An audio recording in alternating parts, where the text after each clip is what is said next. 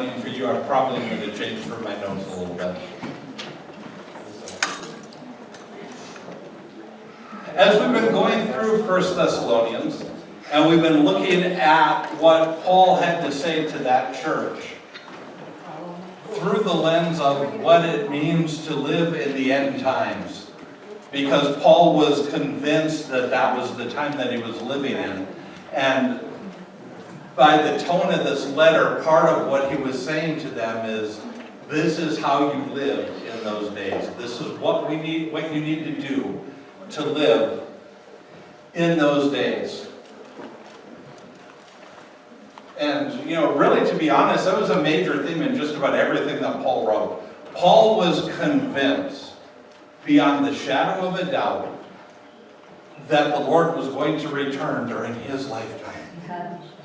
I'm positive that his favorite song was I'll Fly Away. And he probably sang it when he woke up in the morning, and he probably sang it when he went to bed at night. And when he was sitting in the prison cell with Silas and they were chained up, that's probably what they were singing.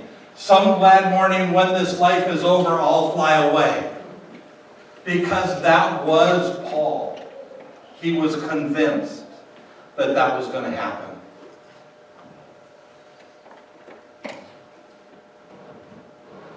I'm not 100% convinced that it's going to happen in my lifetime, but I'm convinced that it's going to happen.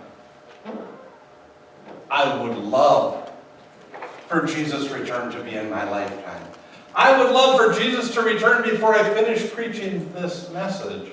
That would be awesome, wouldn't it? Yes. Yes. And not just because you wouldn't have to listen to me preach this message, but because we'd be with Jesus.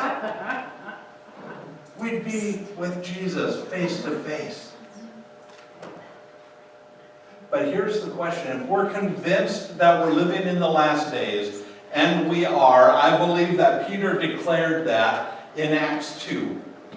When he used the prophecy of Joel 2:28 to explain what was going on in the day of Pentecost, it starts out, in the last days, I will pour out my Spirit on all flesh.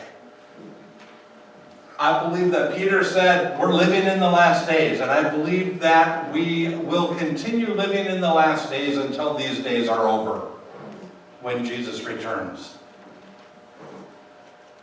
If that's true, how do we live? What do we do? Paul had been encouraging the church in Thessalonica. Up to this point, everything that he had written had really been encouragement to that church. And a lot of scholars believe that it was an extended opening to the letter, an extended blessing that Paul was praying on the church up to this point. And that could very well be true. What I do know is, at this point, Paul changed from encouragement, sort of, to this is what you need to do. This is what it looks like. And he said this in 1 Thessalonians 4, verses 1 through 3. So finally then, brethren, that's such a good, fun word, isn't it? We ask and urge you in the Lord Jesus, that as you receive from us how you ought to walk and to please God, just as you are doing, that you do so more and more. For you know what instructions we gave you through the Lord Jesus.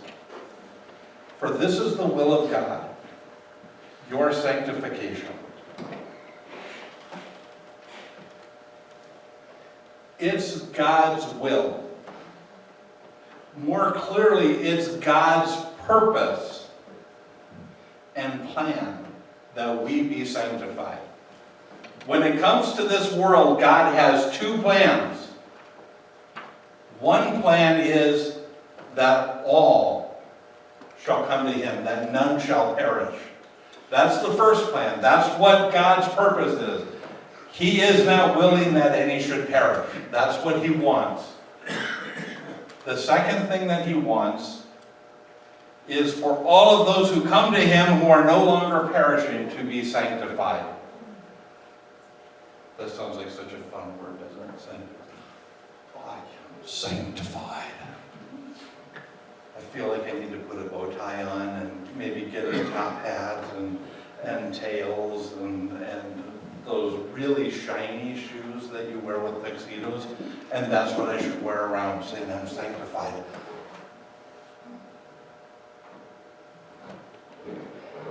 But maybe that's not it at all. Sanctification is a $10 word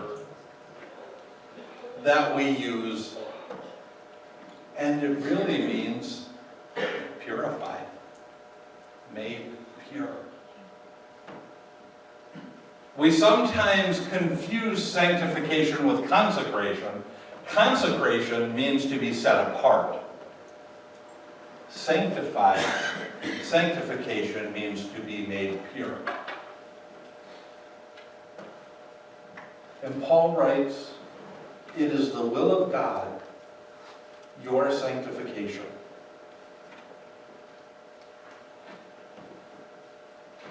Paul told them, and he said in the build-up to that statement, he said, the things that we told you that you're already doing, do them even more, because it's God's will that you are sanctified. The things that he had told them were to purify them. Paul encouraged them that they were doing good, but he challenged them to do even more.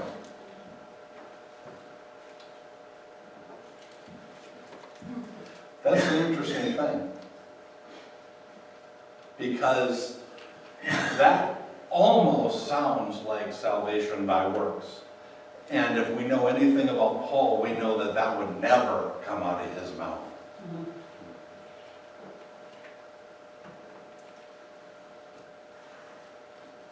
But it's not that at all.